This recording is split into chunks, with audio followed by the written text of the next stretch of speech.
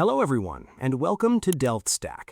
If your Minecraft world is suffering from random, completely black shadows on your floors, broken slab lighting, or caves that render completely dark despite having torches, the game engine has failed to calculate the light levels.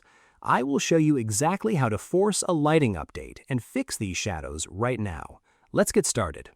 First, if you have a random, completely black shadow sitting on your stairs or floors, the game simply failed to update that specific localized sub-chunk. To instantly fix an isolated dark spot without leaving your game, just place a torch, a glowstone, or any solid block directly inside the pitch-black space.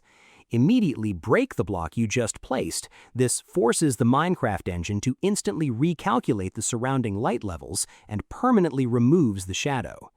Next, if your entire map is plagued with broken lighting, especially after upgrading to a newer version of the game, you must completely wipe the hidden lighting cache.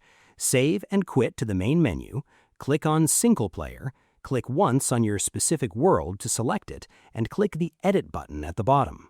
Click Optimize World, explicitly check the box labeled Erase Cached Data, and click Create Backup and Load to make the game rebuild every single light level from scratch.